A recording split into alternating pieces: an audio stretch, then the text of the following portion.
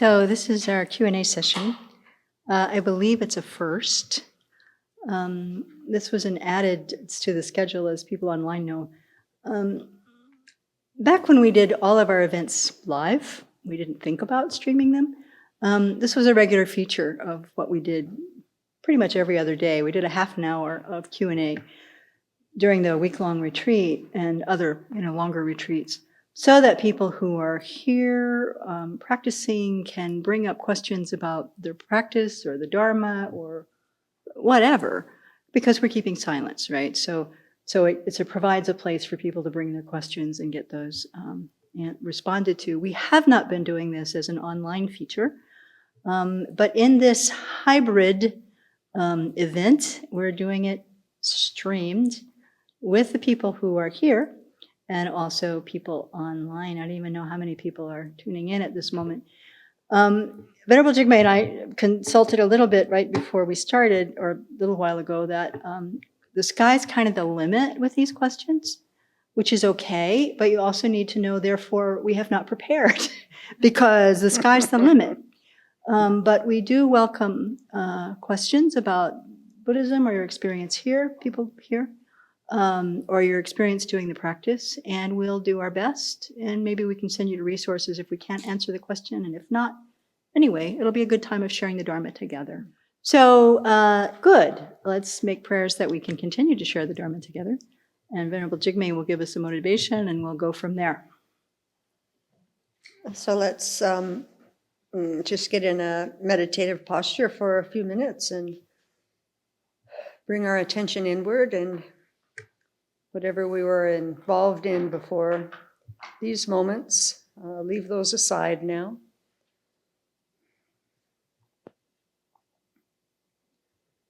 And so Venerable Chodron reminds us so often that everything that we do in our lives, every moment, is an opportunity for Dharma practice.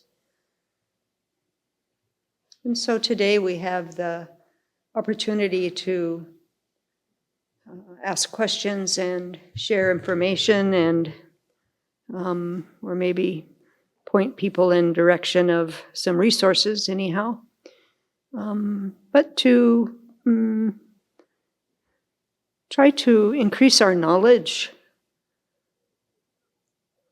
And each time that we involve in these kinds of activities with a motivation to become fully awakened, then we take another step on this gradual path to full awakening, with the final goal of wanting to purify our body and mind so that we can skillfully benefit every living sentient being.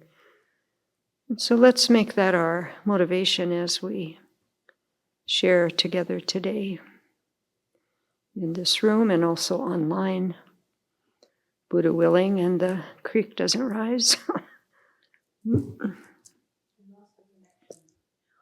Okay, questions here? Yes, David.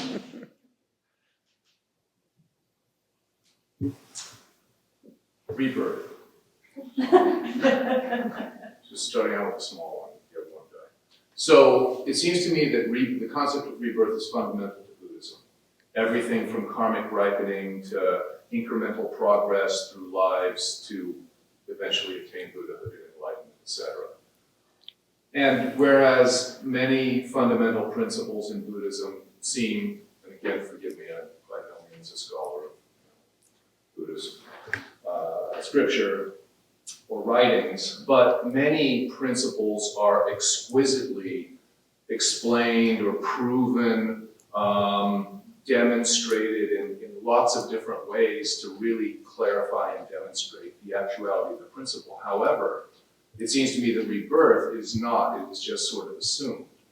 And I understand that in the Buddhist time and place, the concept of rebirth was sort of a universally accepted cultural or religious principle that everyone pretty much held. And subsequently, enlightened masters lived in times and places where this presumption also held.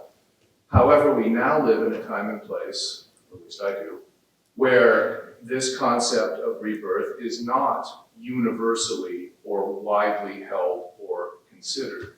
So my question is rebirth purely a matter of sort of personal faith, or is it something that can be demonstrated or proven or explained much in the way that many other fundamental principles of Buddhism are?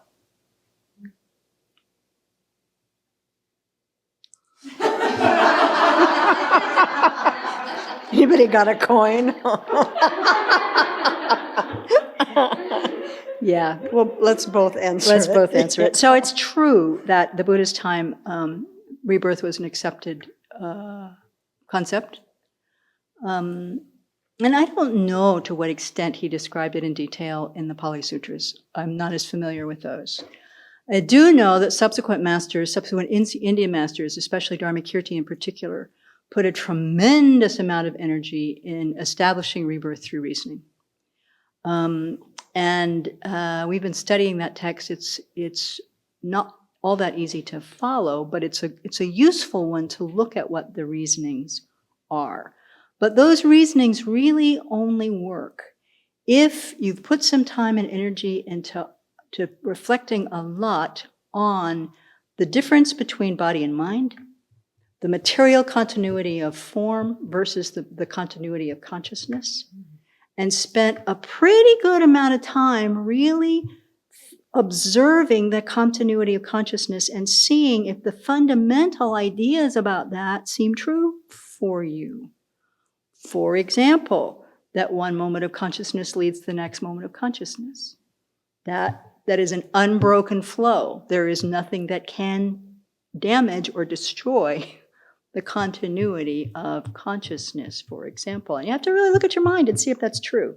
There's no way in the world to just swallow this whole. But all of those reasonings, as I recall, all of those reasonings are dependent on being very clear about that distinction. That consciousness has its own continuity, it is a separate kind of phenomena, it is clear and knowing, it is not dependent. It certainly is influenced by form, by the body, but it is not dependent on the body. The body itself also is its own separate continuity that is influenced by mind, but is not dependent on mind except that if consciousness does not enter that sperm and egg combo, there's no body, there's no baby, right? So it is dependent in that way, but it's not it's not a substantial cause, right? So that's the beginning of where the reasoning comes from. And there are reasonings there. So one of the things you can think about is this moment of mind comes because of the previous moment of mind, so go all the way back as far as you can remember. And then the very first moment of mind, where did that come from? So if we truly believe in cause and result, cause and effect, then there must be a cause for that. So it is prior life, moment of mind. Now, that might be a jump for some people, but in the modern age now, there are quite a few folks that have studied people that have memories of past lives. And they've done a lot of investigation and research on this. And there's quite a few good, really scholarly good research on this. And it seems like it holds up, that there are some kids that have very distinct memories. And when they go and investigate their stories, it pans out where they were, what it looked like, what their experience was, even up to some kids have birthmarks and the past life they were shot in the same place where the birthmark was, for example, those kinds of things. And then there's many people who have described the experience of death and then coming back and what that was like. And it is very similar for most people. So that's another, thing to look at and think about. Let me go a little bit further, David. In this meditation on going back, Venerable Jigme started with, of going back and looking at your consciousness. I mean, you have to do it again and again and again. But to really look at, is my mind today dependent on my mind when I was 40? Is that dependent on my mind when I was 35? Is that dependent on my mind when I was 30? I mean, the more you really look at this, you can start to trace kind of general ideas, how they've gone through your life. There's a recent point, to a point where you don't remember. I have memories of being 2. I even have memories of 1.5, I think. But can I remember that whole thing? No. Did I have consciousness? Likely.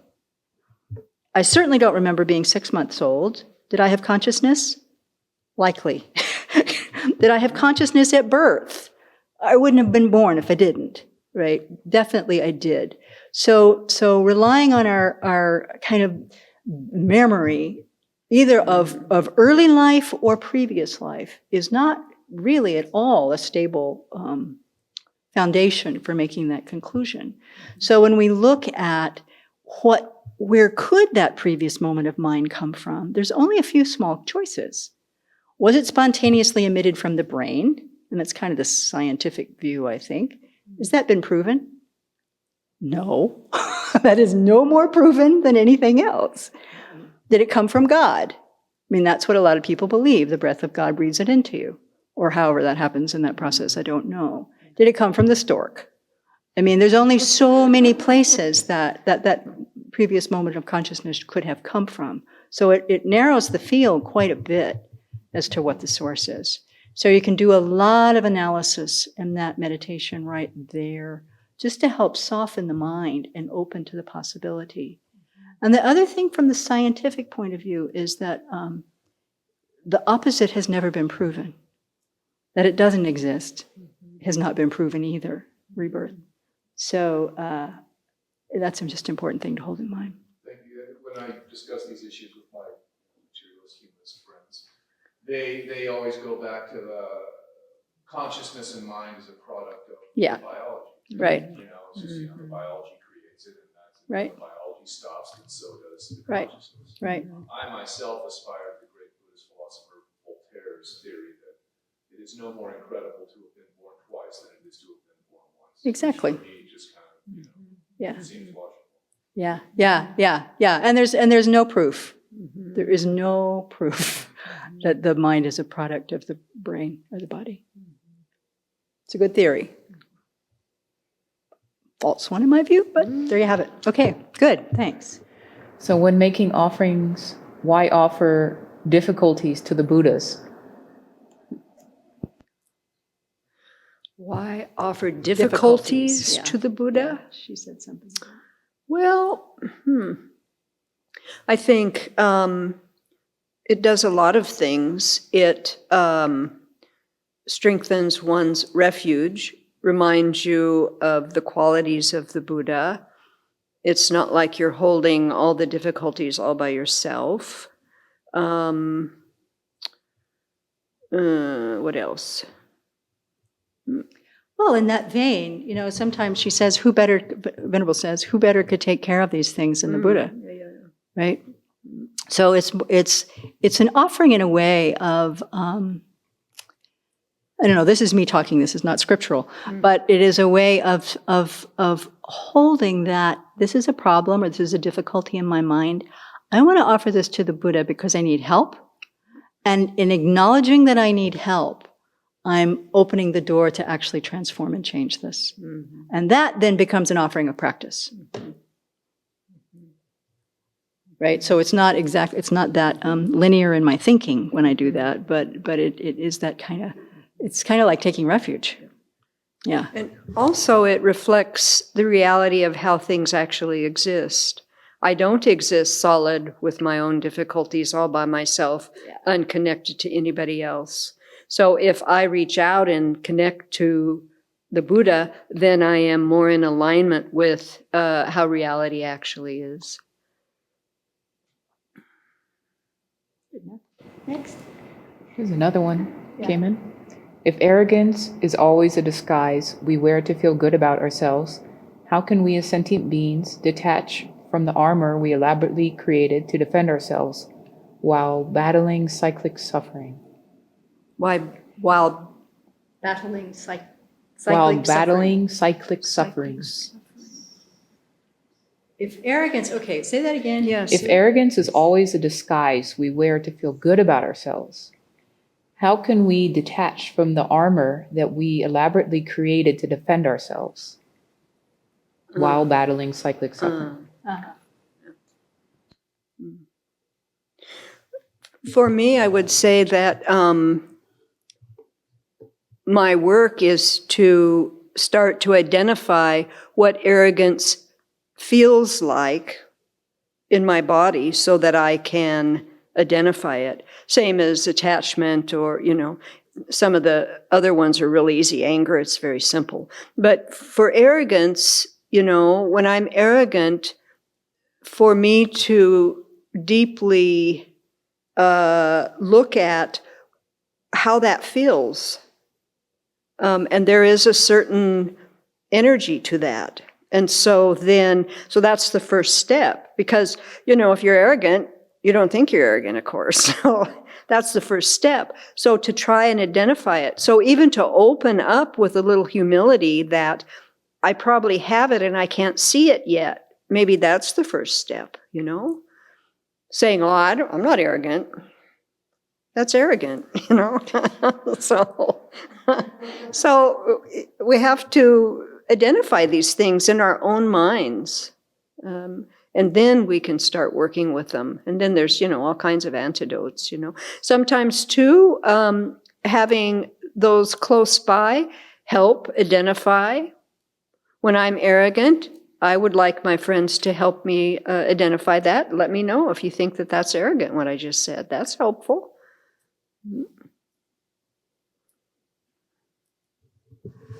I think too, arrogance is, they all have different layers. There's really gross arrogance, and then there's extremely subtle arrogance.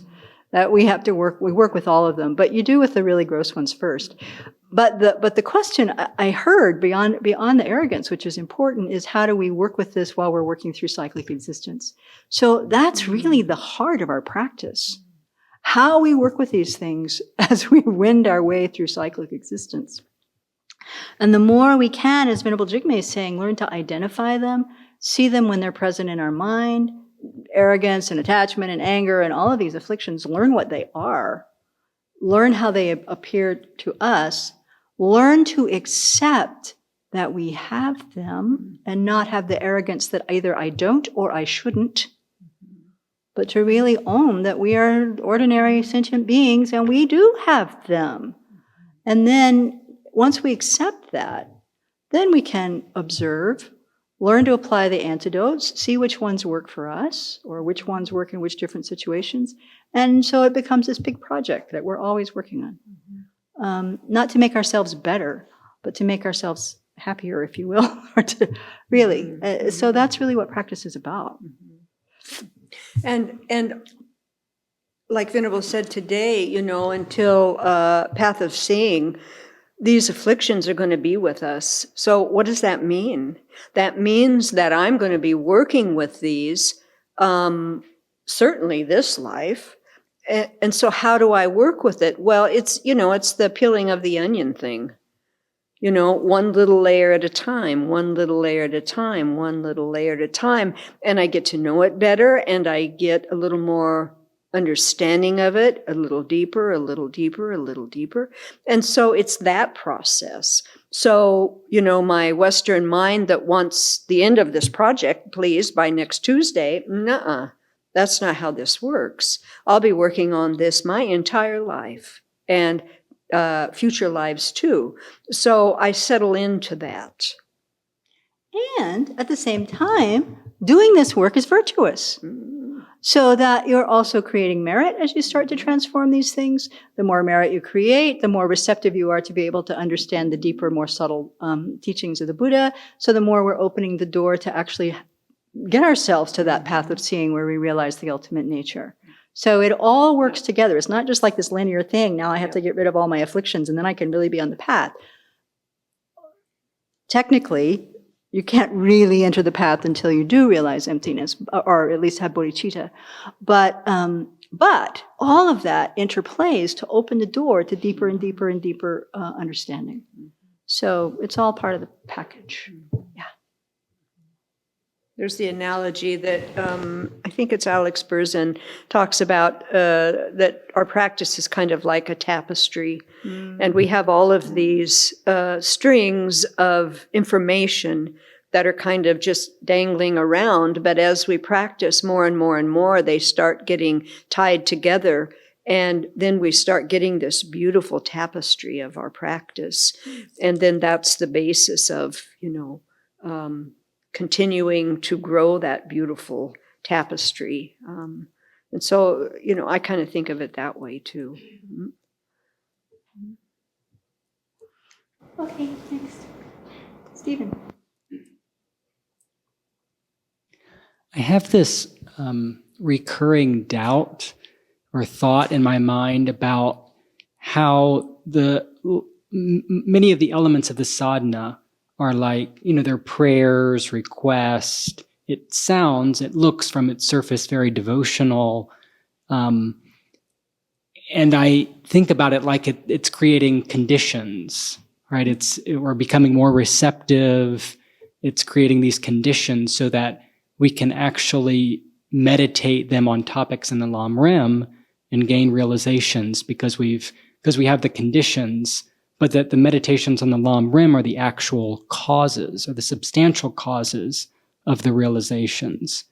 So I'm separating it in my mind that it seems like the sadhana is just sort of setting the stage or giving inspiration. Does that make sense? And that the Lam Rim meditations are the actual causes, for example, the three principal aspects of the path. I don't see how the sadhana helps me develop renunciation, or how the sadhana, I can kind of see how the sadhana helps me to develop bodhicitta, but I don't see how it helps me to develop renunciation or awareness of death or all these other things. Right. So it's like, how do I work with that mind that's doubting the practice so that, so I can use it, utilize it in an effective way. Right. Just how do I work with that kind of thought? The meditation on the Buddha that's in the Blue Prayer Book that we read downstairs, that shows you many, many, many places to insert Lam Rim understandings. Why do we take refuge? What are the causes for taking refuge? You can spend the entire session meditating on the defects of cyclic existence, your own suffering, the 6 sufferings, the 8 sufferings, the 3 sufferings. The whole session you can spend thinking about that. And then, why do I turn to Buddha, Dharma, and Sangha? On what basis do I take refuge? Why do I have any confidence in them whatsoever? Who the heck are they? Spend time thinking about what is my refuge? What are the qualities of Buddha, Dharma, and Sangha? What is it that I have confidence in? Where is the conviction I have in the teaching? Where does that grow in myself? What's my personal understanding of that? Before you even get to, I take refuge until, right? The Lam Rim meditations can be completely interwoven into virtually every aspect of that sadhana. That's what it would be actually useful for somebody with a mind like yours to write them out, because there's so much there. We meditate on the kindness of others so that we have a heart that's even willing to look at those 4 immeasurables. For example, you can go all the way through the text and find things like that, right? And so, this thing about that the sadhana is just about devotion. I think it takes a long time to understand and pull apart and get to know any of these sadhanas. Mm-hmm. And because we're in the desire realm and we're all about sense objects, then if you look at the different deities, is there one that you're kind of drawn to? If so, then that's the one to work with. Some of these are very flat for me. There is no connection at all. That doesn't mean I'm a bad Buddhist or something. It means there's no connection. That's all. So it is just kind of like a tool. It's a doorway in. It's kind of an artistic, kind of a performance type activity in some ways, these different sadhanas. If we approach them with, I got to know it and I got to do it right and I've got to get every point, it's going to turn very sour. If you can allow yourself to play with it, it becomes something very beautiful. We have to start with something, but once we kind of get it under our belts and have some feeling for this figure. I don't have a huge feeling for Medicine Buddha. I do Chenrezig, and yet I've been in healthcare all my life. It's like, well, that's weird. I always thought that would be the one. It's not. That's okay. So, so you work with what kind of speaks to you. And after you do that and you work with the one that speaks to you, then you can work with any of them and get some benefit and meditate deeply and, make connections and deepen your practice. Yeah. Other thing to remember, what Venerable Jigme is alluding to is that every one of these Buddhas has the same qualities. Each one is simply kind of a manifestation or a particular aspect of the Dharmakaya mind. Right? So it's not like, I don't know, the Medicine Buddha fan club is different from the Chenrezig fan club, is different from the Green Tara fan club, and she has more members than anybody, and what's that about? We don't go there either. It's like, what the heck is a Buddha? What is a Buddha? We have to spend a lot of time thinking about what is a Buddha, because I don't know about you, my mind is not big enough to contain what actually is a Buddha. To even reflect on that again. At the same time, I have enough confidence to show up and do that visualization every session. And oh my gosh, is that my potential? What does that mean? Right? So it's like taking every piece of that script, making it yours. Yeah. So each time I do a sadhana, it's different. Mm-hmm. Why? Because it's based on how I am in the moment and what I bring to it. So it's never the same, nor should it be. It is a tool for me. The Buddha was so skillful to offer this doorway into connecting with the qualities that he has. Wonderful. But I have to bring myself to it. When my mind is in the tank, how I practice with the sadhana is much different than when I feel very resourced and I'm very clear and blah, blah, sometimes the best I can do is a lot of mantra. That's good. Other times that's the least thing I pay attention to. And I'm getting very deep in some analysis. That's good too. So we have to bring ourselves to it. It's even like that previous question about offering my difficulties. Sometimes you give a mandala offering and you can really just like be so generous with beautiful things. And sometimes it's just like, there's nothing in here but crap. Even that is an acknowledgement. Right? Yeah. It's also a practice. Yeah. But I'm going to offer it. Yeah. Yeah. Very honest. Yeah, integrate. Kathy had a hand up.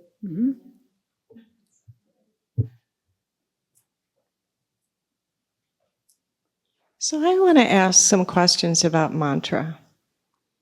One of my other teachers gave me a mantra, a personal mantra that I use when I'm standing in a long line or I feel myself getting angry. I use this word. Sometimes I wake up and it's in my mind. I've gone to sleep with it and it's there when I wake up. The mantras that you say with various sadhanas, first of all, where do they come from? Were they written by the Buddha? Where does the combination of words come from?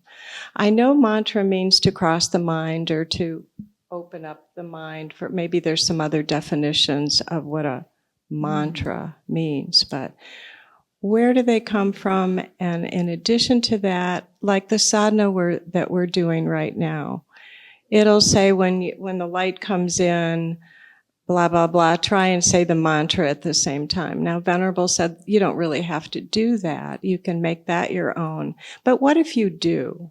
Is it opening up something to that experience that the mantra does for you when you say it at the same time that you're receiving from the Buddha?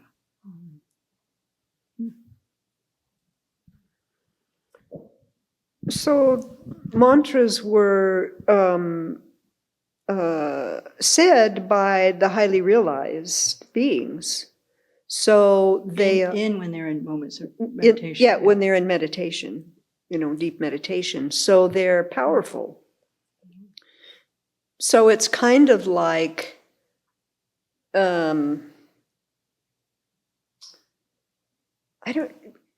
it reminds me of kind of like riding on the coattails of something. It is a powerful bunch of words. And when I say them, it produces a vibration. If you recognize the vibration in your body when you say these things, I could say supermarket for 15 minutes and I'm not going to get any vibration, But if I say, Om Mani Padme Hum, I do. Yeah. So there's something about them that is powerful. What I've learned about them is that they protect the mind. And so I use them mostly to protect my mind when my mind is in a mess. And it works. I don't know. Yeah, it's all a little bit. It's like, so if this is an utterance from the heart or mind of the Medicine Buddha, for example, then in repeating those words, I'm also bringing my own mind to Medicine Buddha's mind. Okay. And in visualizing that light coming from Medicine Buddha, I'm also bringing my own mental, emotional, spiritual experience into the field, if you will, of Medicine Buddha. So it's. And the sadhana is actually part of the sadhana too. It takes us out of our ordinary stuck, clinging to this ick, right? Ordinary, everyday, and it elevates and opens up to another possibility that is just as real. It's just not habitually where my mind hangs out. But the more time we spend cultivating that mind, the closer we get. So it's, like that. Yeah. And the mantra you receive from, I don't know about those mantras, right? I mean, that's a different tradition where you got your personal mantra. So I don't know at all how that worked. I know when I did TM, you probably did too. We got a personal mantra that seems like it's the same kind of thing. But I don't know any of the philosophy. It's not connected with a sadhana or anything, Yeah. but it, Yeah. but it's, I don't know, it's kind of like something I keep in my back pocket all the time, and it's ready. And the more I use it, the more ready it becomes. And I would imagine that's the way with any mantra. Absolutely. Now when Habit. I drive by an accident, I start, open beck and see for a couple of miles. I think, well, maybe it'll help that somebody in that accident or something like that. So I find them useful. And when we say mantra for a long time, when we stop, I just want to, there's something that you want to stay there for a little while. That's what I feel. I'll be like, yeah. So it's working on the subtle energy in the body. So that's the other thing, this whole process of working with these deities and building a practice and working with sadhanas, again, that takes lifetimes. Yeah. We're scratching the surface right now. And so we're just starting to get some of the pieces to connect. And maybe at the first, that's the hardest because we don't really have much of a view about what is this going to build or, how is it going to affect me? But, if you just keep working with it, you start seeing the benefits of these practices over years.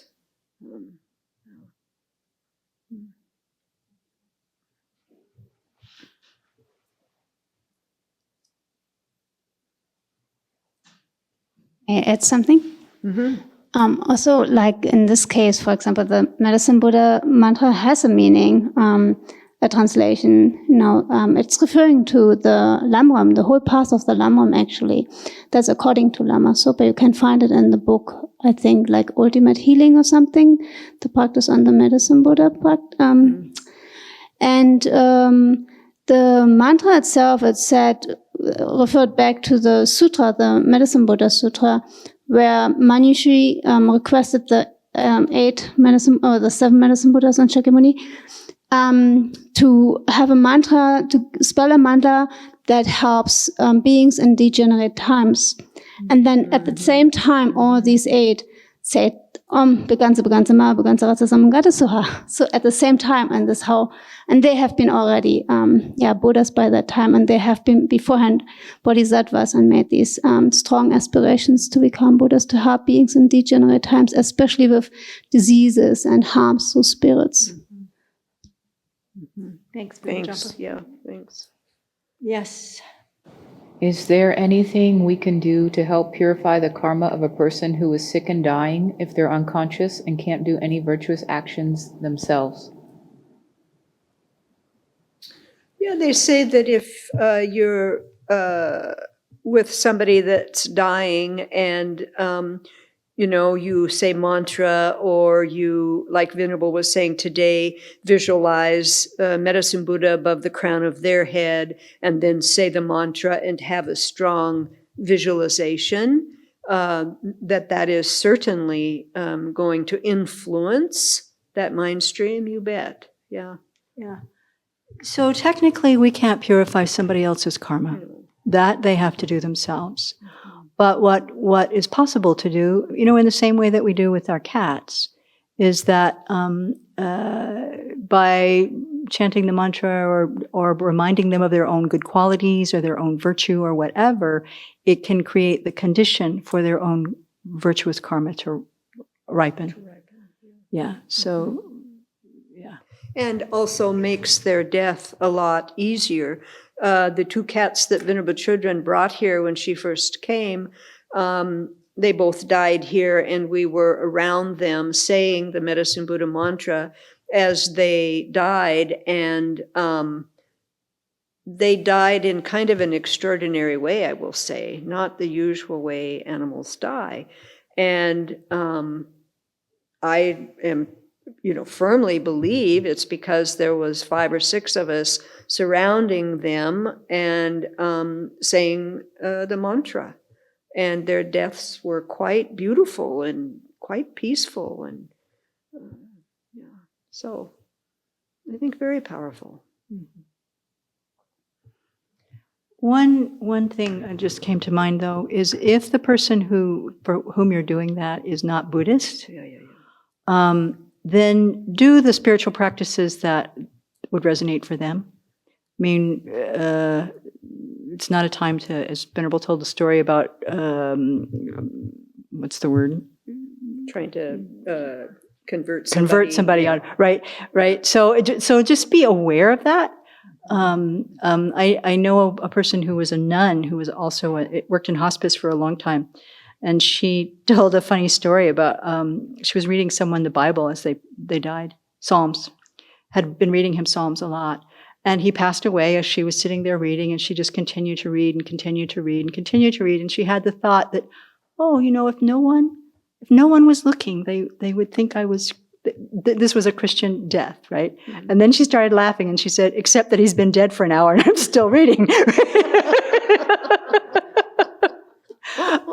So you can do Medicine Buddha practice out loud if that seems safe and appropriate, or you can do it silently also. But also to support people with the scriptures that they've grown up with or familiar with is good. Yeah. Because the bottom line is when a person is dying, you don't want to bring confusion into their mind.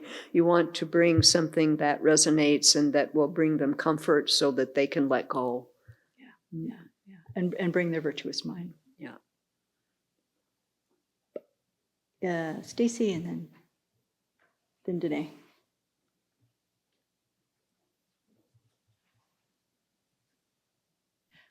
I'm curious about what a study session looks like for you and how you work to incorporate. We've gotten all these teachings during the week, and Venerable Chodron's so generous and her continuing to give teachings, and what that looks like in your process of really integrating them into your daily life and practice.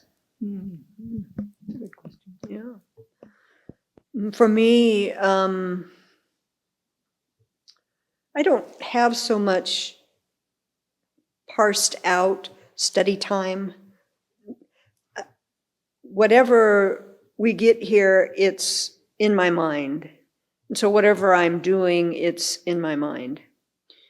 I do direct my practice or my contemplation to what is going to nourish me, because my mind is all over the board, like everybody's.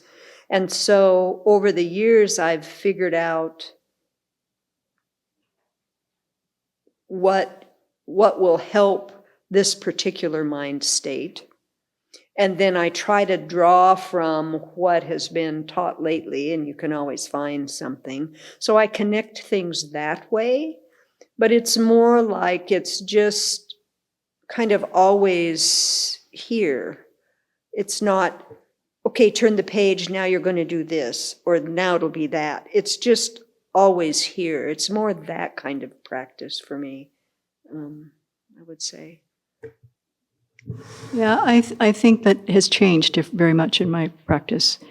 In the beginning, and actually the first time I did the Vajrasattva retreat was when I really went through the Lamrim and went through it step by step by step by step by step, and session after session after session during that winter retreat. Spending long times on a single point, not like going through 6 points in a session. Long times on a single point for each one of the Lamrim, so that there was a place where that outline or that basic structure, and I think that's true for you too, Venerable Jigme too, is like the foundational piece that everything else plugs into, right? So especially during winter retreat here, I will often pick a topic and spend the whole 3 months studying the 12 links, or spend the whole 3 months looking at some section of Dharmakirti's text or something like that, because then there's focused time. Mm-hmm. But that then provides the foundation for the rest of my year's study time, when I really do try to look at my notes, read ahead with what we've got, and then also really trying to pay attention to what am I working on, just like Venerable Jigme said, what am I working on right now? What are the things I'm purifying? Like the things that I'm purifying in the morning and evening practices often relate very much to, I'm paying attention to that. Where do the teachings relate to that? And they always do. So it also becomes interwoven, but it only can do that because the foundation understanding is there. So I would, at your point in practice, I'm not the spiritual guide here, but I would surely recommend that be really an important part of everybody's practice to get that bottom line thing. And that's why we're having people go to Venerable Sangye Khadra's Lamrim teaching and getting the review on it, so it's completely integrated into people's minds. Yeah. And to keep remembering that, the Lamrim is the entire path in, a certain way and made in certain chunks so that we can start digesting it. And I don't know about most people, but for me, it took quite a few years for me to start getting some feeling tone about these meditations. It's like logically makes perfect sense. Okay, go to the next one. Logically, perfect sense. And it's like, okay, what's next? It just took a while to start sinking in, to start really understanding what actually is the attitude, the feeling state of compassion when somebody is screaming at me. Let me work with that now, so that just takes some time. So it just takes a lot of fortitude to keep doing it and to watch the mind that says, well, I got it. Okay, I got it. I could recite them back. I've got them now, I don't even have them now yet, so. Yeah, that and the thought training text. I mean, the Shantideva teachings, my goodness. It's incredible, the teachings we're getting on Shantideva now. So if people online don't know that, catch the Thursday morning teaching with Venerable Children. But those two, incorporating them, the good karma teachings from trample him, stamp on the head, what's it called? Wheel of Sharp Weapons. Wheel of Sharp Weapons. So those two. Those are the things that we apply when we're washing dishes. When somebody just told us for the 7th time a different way to do something, et cetera, right? And we get so many teachings here. At first, it's like, I can't keep up. There's too much. I'm getting frustrated. If you just leave me alone and get me off these chore rotas, I could sit down and study and maybe I could figure this out a little bit. That's not how it goes, It's like, if we're going to build fortitude so that we can actually become Buddhas, then we do this practice in this kind of circumstance. And at first it is so difficult and so frustrating and on. But if you stick with it, then pretty soon you get to the point where everything that she teaches or anybody teaches, where to sink that in. Like we were saying, into where my mind is now and how that's going to support my practice. And what did I just learn? Like, aha, all these ahas. Even the texts that we've heard a bazillion times, it's like, aha. So that's what will come if you just keeping on with this. And for anybody. Yeah. You don't have to live here to get that. Anybody. Anywhere. I think one of the things that I know is true for me is that we think that studying the Dharma is like going to college and you get you get through this course, you get through this course, you get through this course, and you get through this course. And things are coming so fast and furious, I can't get through the courses. And what's wrong with this system? They need to organize this training so that I can understand this bit by bit. Yeah. That is not the way the Dharma is taught or learned.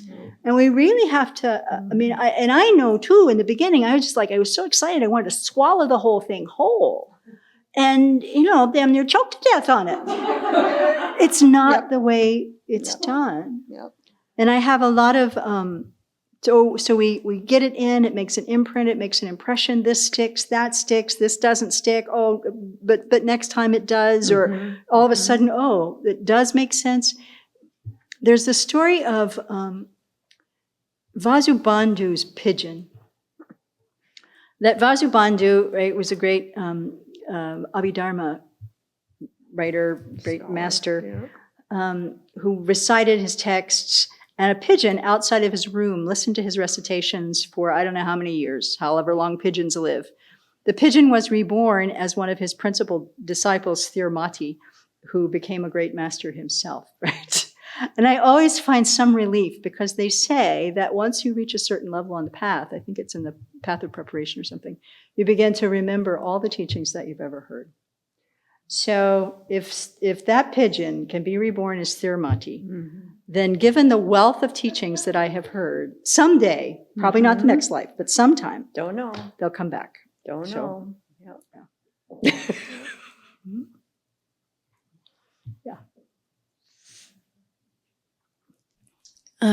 So I had, going off of, it's another sadhana question. And I was thinking about how, going off of your question earlier, it's just been so nice to really lengthen some of the preliminary practices of the sadhana, which, things come and go over the years. And for me, for a few years, like I've just preliminaries are just, go through la la la la la la la, and it's been really, really wonderful to expand those during this retreat. And, and one of the ways, is, visualizing, with the Buddha in front, and being surrounded by visualizing being surrounded by my loved ones, has moved me quite a bit. And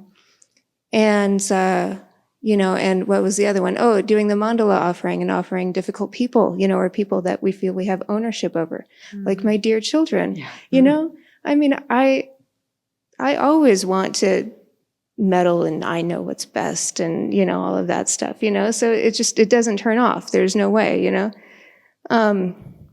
so that's been really wonderful. But I'm a really visual person. And so my question is, if one is doing multiple sadhanas or like multiple deities, like in your practice, what are some tips for kind of switching them out? So like you do like Vajrasattva, like I have a commitment for Vajrasattva, but if I'm doing medicine Buddha, what's the best way to or what's a way to kind of switch in between deities during your practice? Would you do the preliminaries each time? Or do you do the preliminaries for everybody at the beginning and then have one dissolve and then arise the next? The way I do it is I do them separate. So my commitments I do at other times, not in here. If there's not a lot of time, I'll do them very quickly. And there's not a whole lot of juice to it, but I'm honoring my commitment. And I put my juice into what we're doing here. Yeah. So, yeah. And for me, the switching is to embody that deity that I'm going to be working with, doing. That's the switch part. And there's something very beneficial in that because it shakes up this solid me. So now I'm Vajrasattva, or, Vajrasattva is above me, or now it's Chenrezig, and now it's Tara, and now it's, Medicine Buddha, now it's, so like that. So there's something very beneficial about that. If you work it right, you don't feel so embodied with this flesh and bone thing. Yeah. Yeah, I'm not qualified to actually talk about what you can do variant-wise with your practices. But I've never heard it suggested that you would combine deities in a single sadhana. Yeah. Never heard of that.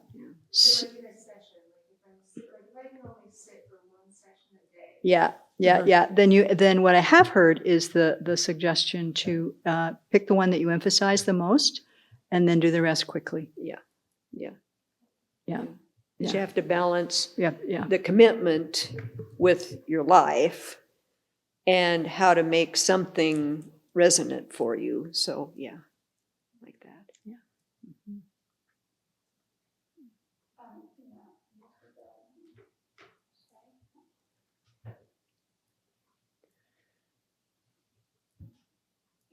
Shitran also mentioned that, when you have done, for example, the 7 limb prayers and 4 measurables, you don't need to repeat that in the other sadhanas then as well. You just focus then on the visualization and mantra, for example.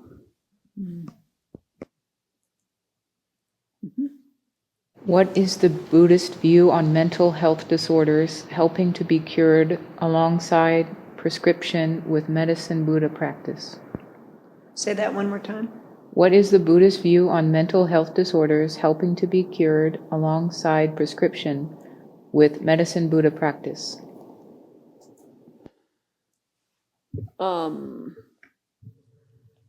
I can only speak personally how I see that. I would say that all the mind training and all of the cognitive focus practice that we do is very helpful for the mind and emotions. And there are also some brain imbalances that are helped by medicine. I have never met a person whose mind can't be helped.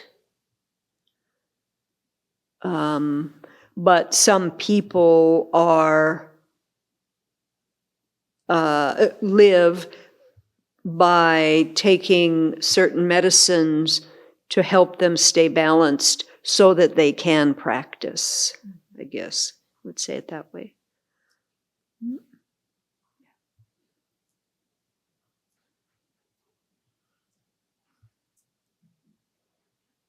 To sort of piggyback on that, question, if I may, the issue of dementia. There we go. On. So the question of dementia. If someone is, a great practitioner and develops all these insights and what have you, and then through dementia would be a biological process whereby one's cognition erodes. I would assume that your perspective is that the insights and progress you have gained would persist despite the seeming erosion for a period of time of your ability to hold on to and articulate the progress and insights that you've developed. Is that true? I would say it this way, that whatever illness befalls us, the way that we respond to it and the way that we live with it is dependent on how we have conducted our life beforehand.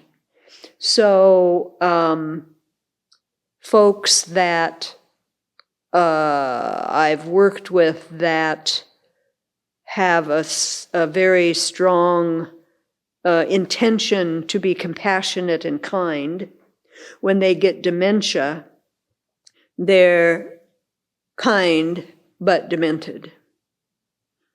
Those that have not worked with their mind in that way and they get frustrated easily and whatever, if they get dementia, then that is even, more, and their life is about anger and frustration.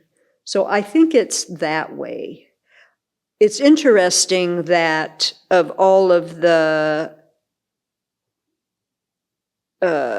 teachers that we've met that have been old, that are very high teachers, I have never ever heard of one that had dementia. So that's interesting. I don't know what to do with that, but it's interesting.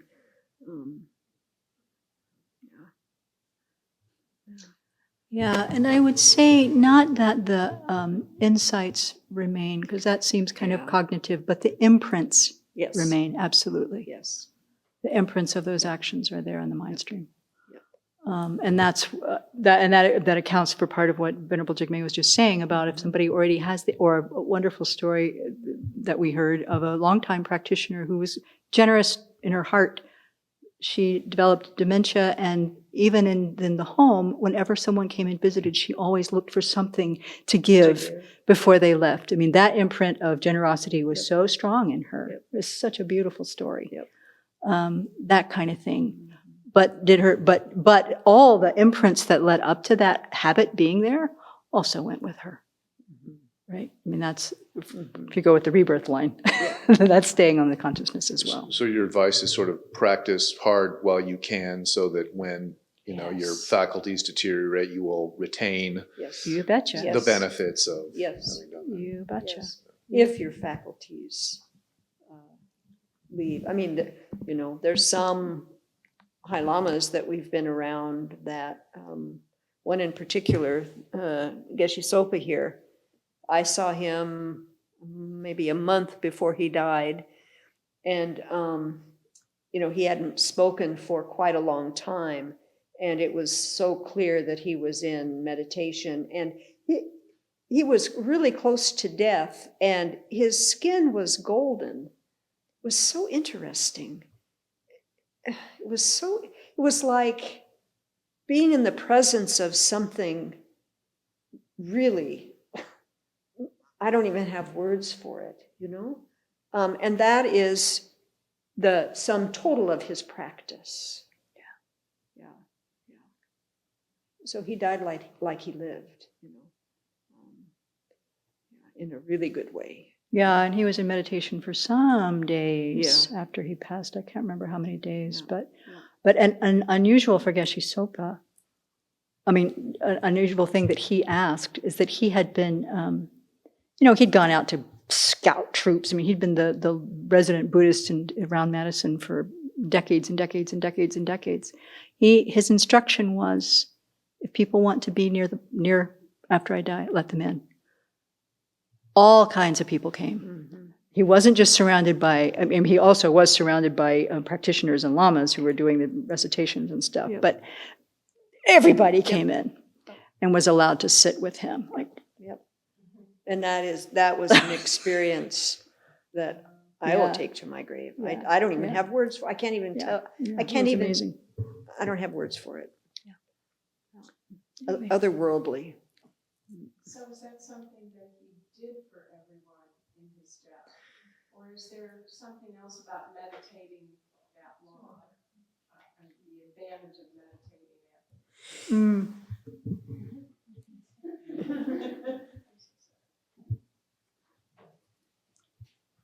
Is that something he did for his practitioners? Or is there something, because other people of that level that have died stay in meditation for a period of time, and why? Because it's the sum total of a life's practice where you are purifying your mind and your body. What that means to me is it gets pure to the point of it transcends, and we get to be close to that before they die. Kind of that way. Yeah, so based on the idea that advanced practitioners train so that in the dying process, as the mind gets increasingly subtle, they can meditate on emptiness right through that whole process. Mm-hmm. So that deeply, deeply subtle mind, realizing that ultimate nature, does a lot of work, does a lot of purification, a lot of profound transformation at that time. So they train. We train, they train. And so that's when often not often, but you do hear of advanced practitioners who stay in tukdam or stay in that meditative state for a long time after their clinical death. That's that's what they're doing. Yeah, no heartbeat. Yeah. But no rigor mortis, no, smell, no any problem that way. And Geshe Sopa, he had a golden body, for heaven's sakes. Yeah. And his body had not worked for a long time. And his body had not worked for a long time, and he hadn't eaten for a long time. And it was very clear he was in meditation in that room. Anyway. Mm-hmm. How can the practice of Medicine Buddha help in cases of depression when it is hard to even sit and practice? Yeah, so we use that word a lot, depression. So there's different levels of that, So if you are what would be called clinically depressed, then I don't know that you can do that alone. You probably need some help, maybe some, talk help or medicine help or both, don't know. But anyhow, if I am in a place where I can't do something by myself with my mind regarding my practice, I ask somebody to help me. So it would be the same thing. So that's the first thing to do. And then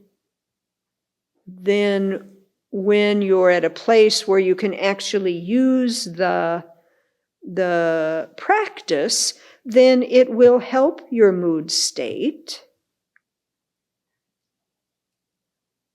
But we have to train our minds to do that. This whole thing about joyous effort. It takes effort to find joy. We have to build that. If that's not something that comes easy, or you tend toward glass half empty, then that's the first part of the work then, to figure out how to do that. And it's much easier to do that with some help. Mm-hmm. And we all deserve help, so let's ask for help when it's hard. And there are props. I know people have written and said, in the middle of the night when I didn't know where to go, I didn't know what to do, I found the Abbey YouTube channel and started listening to talks. So you go listen to talks. Yeah. If I can't bring Medicine Buddha to mind, then go to the YouTube channel, find somebody who's chanting the mantra and just listen. Join in. If you have confidence in Medicine Buddha's possibility for help, then use that image, get a card. They don't cost very much. Use those external helps as part of the support on your way to getting direct help too. Yeah. And of course, the bottom line, what's the bottom line here? The bottom line here is when my mind is in a mess, I think everything is permanent, solid, it's never going to change, and it sucks right now, and it's going to stay that way. Mm-hmm. That is not reality. I get to train my mind to remind myself that when I'm thinking that way, that is not reality. Mm-hmm.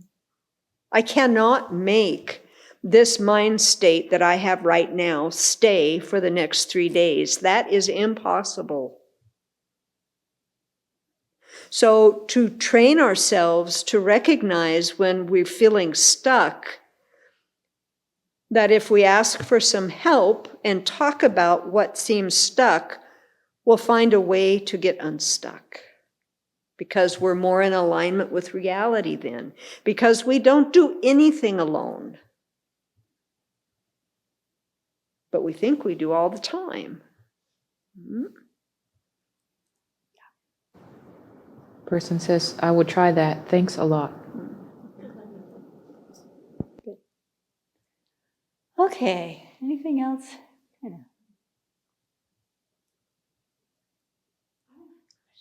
Mm.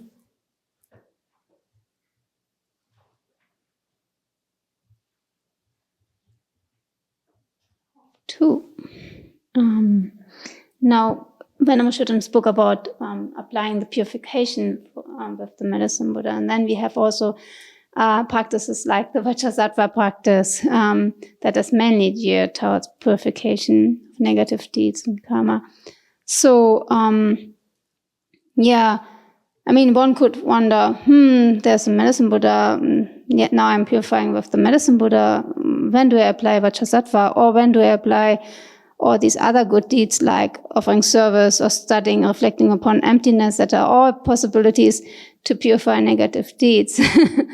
So, I just wonder, one could get a little bit confused by all these opportunities and how to determine what is the best practice for oneself. For me, I match the practice with kind of where my mind is, I would say, like Vajrasattva, I did the 3-month retreat, and, that was so glorious and so helpful and so wonderful. And now, we don't do it very often, but if I am doing something that's non-virtuous when I'm up and about, I'll do a quick Vajrasattva in my mind, and I don't even have to stop what I'm doing, and I can do that, and then I'm purifying that thought or that action or whatever right then. So that I use it that way. 35 Buddha, you need a place to prostrate and, blah, blah. And so, we do that every day formally. So then that one, the problem with that one is it gets so rote that I can say everything, and, I'm thinking about I have to file my taxes before the thing is, here or something, So every day I have to bring my attention to what I'm doing so that I can make it meaningful. And sometimes I start it 2 or 3 times because I haven't, especially if people do it really quick at the beginning, I'm not even ready yet. And so I have to, if I'm going to do it, let me be in it. Let me have it resonate. Because I might drop dead in 2 minutes. So let me do it. So like that. I don't know. That's all I know about that one. I'm actually not sure I understand the question. Because, I do Vajrasattva every night, and I also do other practices every day, and they all have purification pieces. Yeah. So whatever practice you're doing every day, you purify. Yeah. And if you have a special need, okay, then emphasize that or whatever. So that is based on having a daily practice. If you don't have a daily practice and you're going through your deity cards going, which one I do today, then that's probably a little more complicated. But then you do what's up. Yeah. You do what's up. Yeah. And what Venerable says can, over and over again is for years, what our practice is, no matter what we're involved in, is purifying and merit making. Yeah. And until we get that under our belt for a lot of years, we're not going to go very deep in our practice. I didn't. I still am not. It's deeper than it was at the beginning, but that's really it. Honestly, without arrogance, what is my practice? Purifying and creating merit. That's what my practice is. Yes. This will be the last question.